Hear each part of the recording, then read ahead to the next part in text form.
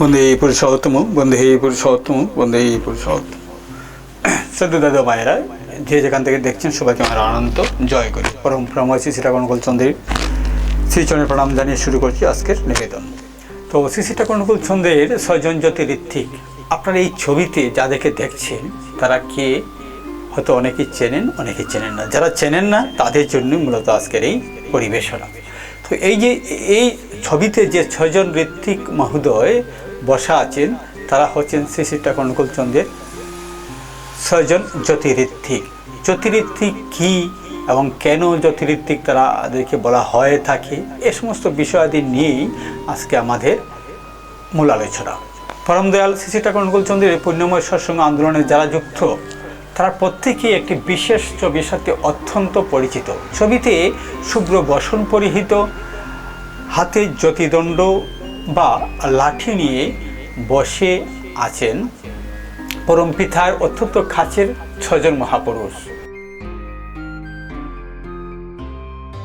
আমরা অনেকেই এই ছবিটি আমাদের ঘরে বা দেয়ালে বা সৎসঙ্গ কেন্দ্রে পরম শ্রদ্ধায় টাঙিয়ে রাখি, কিন্তু আমরা কি জানি এই মহাপুরুষদের প্রকৃত ইতিহাস? তারা কারা ছিলেন, কিভাবে তারা নিজেদের জীবনকে শ্রী শ্রী ঠাকুরের চরণে সমর্পণ করে জ্যোতিঋত্বিক উপাধিতে ভূষিত হয়েছিলেন? আজকের ভিডিওতে আমরা কোনো মন গড়া গল্প নয়, বরং সৎসঙ্গ পাবলিশিং হাউসের নির্ভরযোগ্য ইতিহাস ও গ্রন্থাবলী থেকে সংগৃহীত সম্পূর্ণ খাঁটি ও ঐতিহাসিক তথ্যের উপর ভিত্তি করে এই ছয়জন মহান পার্শ্বদের জীবনগাথা সংক্ষেপে আলোচনা করছি। যদি আপনি ঠাকুরের একজন প্রকৃত অনুরাগী হয়ে থাকেন তবে আজকের এই ভিডিওটি আপনার জীবনে অন্যতম সেরা একটি তথ্যচিত্র হতে চলেছে। তাই অনুরোধ করব একটি সেকেন্ডও স্কিপ না করে পুরো ভিডিওটি মনোযোগ দিয়ে দেখুন। আর বলে রাখি বন্ধুরা, যদি আপনি আমাদের চ্যানেলে নতুন হয়ে থাকুন তাহলে অবশ্যই চ্যানেলটি সাবস্ক্রাইব করবেন, পাশে থেকে বেল আইকন বাজিয়ে রাখবেন। আর যদি পেজ থেকে দেখে থাকুন তো অবশ্যই ফলো করবেন, আর কমেন্ট করে জানাতে ভুলবেন না আপনি কোথা থেকে দেখছেন। জয় গুরু। শুরু করছি।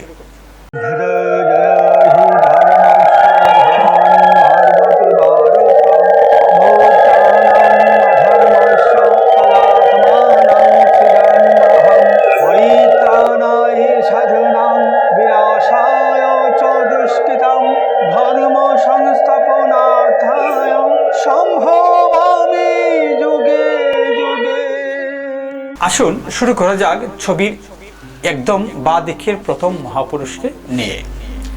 1 নম্বর আসনে উপবিষ্ট আছেন শ্রী যতীন্দ্রনাথ দাস, যাকে সৎসঙ্গের ইতিহাসে পরম শ্রদ্ধায় যতীন্দ্রদা বলে ডাকা হয়। যতীন্দ্রদা ছিলেন শ্রী শ্রী ঠাকুরের প্রথম জীবনের অর্থাৎ পাবনা হিমায়তপুর আমলের অত্যন্ত অন্তরঙ্গ এক ভক্ত। তিনি ছিলেন পাবনা জেলারই এক সম্ভ্রান্ত ও ধর্মপ্রাণ পরিবারের সন্তান। শ্রী ঠাকুর যখন পাবনায় তার অলৌকিক কীর্তন আমল শুরু করেন এবং মানুষের শারীরিক ও মানসিক ব্যাধি তিনি সপরিবারে মানসিক ব্যাধি নিরাময় করতে থাকেন, তখন তরুণ যতীন্দ্রনাথ ঠাকুরের সেই দিব্য আকর্ষণে ছুটে আসেন। মানে তখনকার সময়ে সেই যতীন্দ্রনাথ ঠাকুরের সেই দিব্য আকর্ষণে ছুটে আসেন। ঠাকুরের মাতৃভক্তি এবং মানব উদ্ধারের ব্যাকুলতা দেখিয়ে তিনি সপরিবারে শ্রী শ্রী ঠাকুরের চরণে দীক্ষা নেন। ঠাকুর তার ভেতরের তীব্র বৈরাগ্য ও গুরুভক্তি দেখে তাকে আজীবন শুভ্র বসনে ব্রহ্মচর্য পালন করার নির্দেশ দেন এবং জ্যোতি বা পরিব্রাজক ঋত্বিক হিসেবে মনোনীত করেন। তিনি দেশের এক প্রান্ত থেকে অন্য প্রান্তে ঘুরে ঘুরে হাজার হাজার মানুষের মাঝে সৎনাম প্রচার করেছেন। এবার দেখুন ছবির দ্বিতীয় স্থানে উপবিষ্ট মহাপুরুষকে। তিনি হলেন শ্রী সুরেন্দ্রনাথ বিশ্বাস, সংক্ষেপে সুরেন্দা।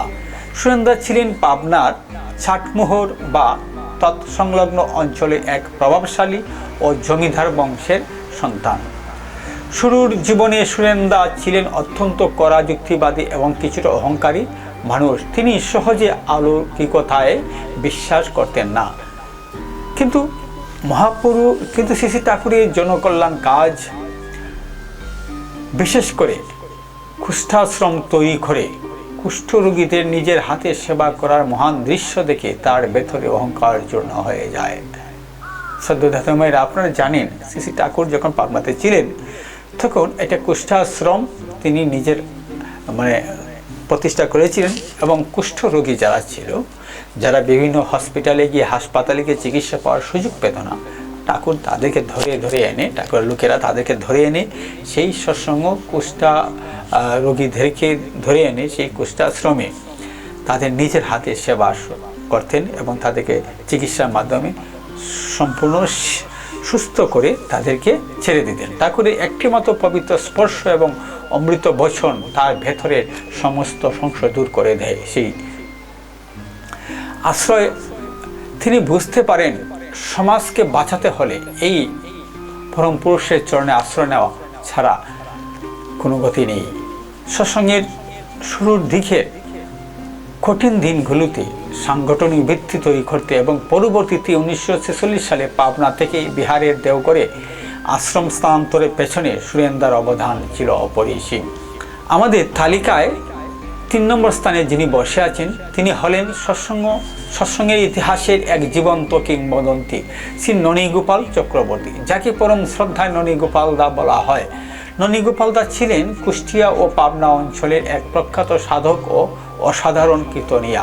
শ্রী শ্রী ঠাকুরের জীবনী যে কীর্তন আমল, যা সৎসঙ্গের ইতিহাসে এক স্বর্ণযুগ হিসেবে পরিচিত, সেই কীর্তনের মূল চালিকা শক্তি ছিলেন এই ননীগোপাল দা। শ্রী শ্রী ঠাকুর যখন কীর্তন করতে করতে ঘণ্টার পর ঘণ্টা ধরে গভীর সমাধিতে মগ্ন হয়ে যেতেন এবং তার মুখ থেকে ঈশ্বরের মহাবাণী আপ্তবাক্য নির্গত হতো, তখন ননীগোপাল দা খোল করতাল নিয়ে ঠাকুরের আগে আগে কীর্তনে উন্মাদনা সৃষ্টি করতেন। ঠাকুরের কীর্তনের আকর্ষণে তিনি নিজের ঘর সংসার ত্যাগ করে চলে আসেন। শ্রী শ্রী ঠাকুরের বহু বাণীতে এবং ভক্তদের স্মৃতিচারণে ননীগোপাল দার অকৃত্রিম ভক্তি ও নিষ্ঠার কথা স্মরণ করে লেখা আছে। এর ঠিক পরেই 4 নম্বর আসনে আমরা যাকে দেখতে পাচ্ছি তিনি হলেন শ্রী নরেন্দ্রনাথ মিত্র বা নরেন্দা নামে যাকে আমরা সবাই চিনি। নরেন্দার ইতিহাস অত্যন্ত অনুপ্রেরণামূলক, কারণ তিনি কোনো সাধারণ মানুষ ছিলেন না। তিনি ছিলেন একজন উচ্চশিক্ষিত প্রখ্যাত আইনজীবী বা উকিল। একজন আইনজীবী হিসেবে নরেন্দা ছিলেন প্রচণ্ড যুক্তিবাদী। শুরুতে তিনি শ্রী শ্রী ঠাকুরের কাছে এসেছিলেন মূলত পরীক্ষা করার জন্য যে এই তরুণ ডাক্তারটি আসলেই কোনো অবতার নাকি ভণ্ড। কিন্তু শ্রী শ্রী ঠাকুরের সাথে প্রথম দর্শনেই ঠাকুরের অগাধ মনস্তাত্ত্বিক জ্ঞান, নিখুঁত বৈজ্ঞানিক দৃষ্টিভঙ্গি এবং প্রতিটি প্রশ্নের অখণ্ডনীয় ব্যাখ্যা শুনে নরেন উকিল স্তব্ধ হয়ে যান। তিনি বুঝতে পারেন ইনি সাধারণ কোনো মানুষ নন, স্বয়ং যুগাবতার। নরেন্দা তার ওকালতি পেশা, কলকাতার বিলাসবহুল জীবন সব কিছু এক নিমিষে ত্যাগ করে শ্রী শ্রী ঠাকুরের চরণে নিঃশর্ত আত্মসমর্পণ করেন। দেওঘর সৎসঙ্গ আশ্রমের আইনি, প্রশাসনিক এবং নীতিগত দিকগুলো পরিচালনা করার ক্ষেত্রে নরেন্দা এবং কৃষ্ণপ্রসন্ন ভট্টাচার্য মহাশয় ছিলেন অত্যন্ত প্রধান স্তম্ভ। শ্রদ্ধেয় দাদা মায়েরা, এবার নজর দেওয়া যাক ছবি 5 নম্বর আসনে উপবিষ্ট মহাপুরুষের দিকে। তিনি হলেন শ্রী কালিদাস মজুমদার, সংক্ষেপে কালিদাস দা। কালিদাস দা ছিলেন অবিভক্ত বাংলার যশোর বা খুলনা অঞ্চলে আদি বাসিন্দা। তিনি যখন প্রথম পাবনায় আসেন তখন শ্রী শ্রী ঠাকুরের চিকিৎসা জীবন এবং নিঃস্বার্থ সেবা ধর্ম দেখে একান্তই মুগ্ধ হয়েছিলেন। ঠাকুরের সংস্পর্শে এসে তার জীবন সম্পূর্ণ আমূলে বদলে যায়। কালিদাস দা ছিলেন সৎসঙ্গের ইতিহাসে অন্যতম সফল এবং প্রধান ঋত্বিক। শ্রী শ্রী ঠাকুরের ভাবাদর্শকে বাংলার ঘরে ঘরে পৌঁছে দিতে তিনি দিনরাত এক কাজ করেছেন।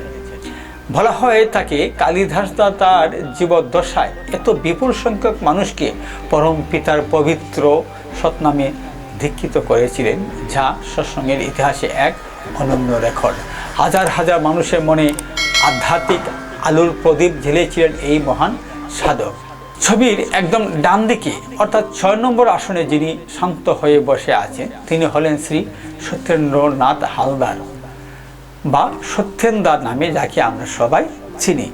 সত্যেনদা ছিলেন পাবনা ও নদিয়া অঞ্চলের সন্তান এবং সৎসঙ্গের প্রথম যুগের একজন অতি নিষ্ঠাবান ও উৎসর্গকৃত কর্মী। সত্যেনদা খুব অল্প বয়সেই শ্রী শ্রী ঠাকুরের মা পরম পূজনীয় মনমোহিনী দেবী এবং স্বয়ং শ্রী শ্রী ঠাকুরের পুণ্য সংস্পর্শে আসার সৌভাগ্য লাভ করেছিলেন। প্রথম দিন থেকেই সত্যেনদা ছিলেন ঠাকুরের একনিষ্ঠ জ্ঞানবহ ছায়ার সঙ্গে। আধ্যাত্মিক সাধনায় গুরুর প্রতি আনুগত্য কেমন হওয়া উচিত, সত্যেনদা ছিলেন তার এক জীবন্ত প্রতীক। শ্রী শ্রী ঠাকুর মুখ দেখে কোনো আদেশ বের করার সাথে সাথে, আমি কথার আবার বলছি, শ্রী শ্রী ঠাকুর মুখ থেকে কোনো আদেশ বের করার সাথে সাথে কোনো রকম প্রশ্ন না করে, নিজের বুদ্ধির বিচার না করে তা হুবহু পালন করাই ছিল সেই সত্যেনদার জীবনের একমাত্র সাধনা। ঠাকুরের প্রতি এই নিঃশর্ত ভালোবাসাই তাকে এই জ্যোতিমণ্ডলীর অন্যতম শ্রেষ্ঠ আসনে মূলত বসিয়েছিলেন। তো বন্ধুরা, আমরা এতক্ষণ যে 6 জন মহাপুরুষের সংক্ষিপ্ত ইতিহাস জানলাম, তারা কেবল শ্রী শ্রী ঠাকুরের ভক্তই ছিলেন না, তারা ছিলেন সৎসঙ্গের মূল স্তম্ভ। শ্রী শ্রী ঠাকুর অনুকূলচন্দ্র সনাতন সন্ন্যাস ধর্মের গেরুয়া বস্ত্রের অমর্যাদা না করে সংসার ও আশ্রমের মাঝে ভারসাম্য বজায় রেখে শুভ্র বসনেই এই মহান সাধকদের জ্যোতি বা প্রধান ঋত্বিক উপাধিতে ভূষিত করেছিলেন। আজ তারা কেউ সশরীরে আমাদের মাঝে নেই। বিংশ শতাব্দীর বিভিন্ন সময়ে তারা একে একে ইহলোক ত্যাগ করে পরম পিতার নিত্যলীলায় প্রবিষ্ট হয়েছেন। কিন্তু ছবিতে বাঁধানো তাদের এই শুভ্র সৌম্য মূর্তি আজও আমাদের মনে করিয়ে দেয় গুরুর প্রতি সমর্পণ কাকে বলে, নিষ্ঠা কাকে বলে। আশা করি আজকের এই ঐতিহাসিক তথ্যভিত্তিক ভিডিওটি আপনাদের ভালো লাগেছে। এই তথ্যগুলো সৎসঙ্গে প্রামাণ্য ইতিহাস থেকে নেওয়া, তাই আপনারা নির্দ্বিধায় এই মহান ইতিহাস সবার সাথে শেয়ার করতে পারেন। ভিডিওটি ভালো লাগলে লাইক করুন, আপনার মতামত কমেন্টে জানান এবং আমাদের মোহিনীনন্দন চ্যানেলে সাবস্ক্রাইব করে পরম পিতার বাণী ছড়িয়ে দিতে সাহায্য করবেন ঠাকুরের। ভিডিওটি ভালো লাগলে লাইক করুন, আপনার মূল্যবান মতামত কমেন্টে জানান এবং আমাদের মোহিনীনন্দন চ্যানেলটি সাবস্ক্রাইব করে পরম পিতার বাণী ছড়িয়ে দিতে সাহায্য করুন। সবাই ভালো থাকুন, সুস্থ থাকুন। পরম পিতার রাঙ্গা চরণে সবার মঙ্গল প্রার্থনা করছি। বন্দে পুরুষোত্তম। সদ্য দাদা মায়েরা, আজকের ভিডিওটি মূলত এই পর্যন্তই ছিল। কেমন লেগেছে ভিডিওটি কমেন্টে জানাতে ভুলবেন না। ভালো থাকুন, সুস্থ থাকুন। দেখা হবে আমাদের পরবর্তী কোনো ভিডিওতে। জয় গুরু।